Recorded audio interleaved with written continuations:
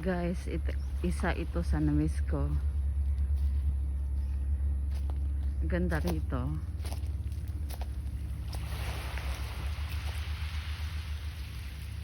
Dito kami naliligo.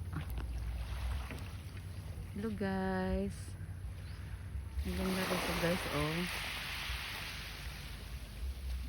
Lagi kami naliligo dito. Tingnan nyo, oh, ang ganda, oh. Tapos may balsa pa dyan sa gitna ng dagat. Ayan. Dati walang ganyan, pero ngayon meron na. Ang ganda, oh guys, oh. Hindi ko akalain na ganito rin siya kaganda. Tara, samahan niyo ako.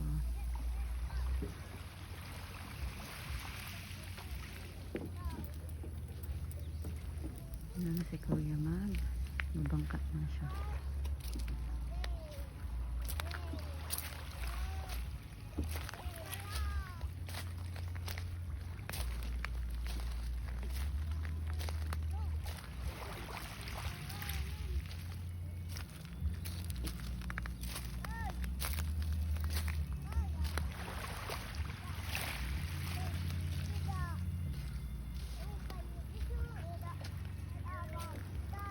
Madami na rin mga cottage dito. Dati wala lang, simple lang to. Dito naman walang bayad. Ano lang siya.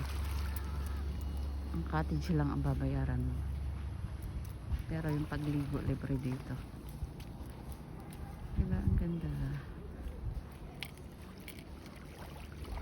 Lalo na pag Pasko at New Year.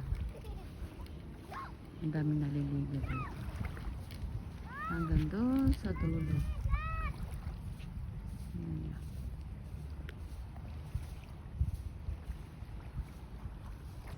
Sunog na yung mukha ko. Hindi pa rin ako tumitigil sa kapapasyal. Kasi guys, pag bumalik na ako ng Saudi, baka hindi na ako magkaroon ng pagkakataon na pasyalan yung mga ganitong lugar.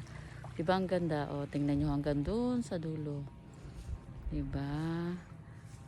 Ito ang Ban Ak Beach. Ngayon, Bokari Beach na siya. Kasi nilagyan na nila ng mga cottage. Pero doon yung banda. Sa dulo. Diba?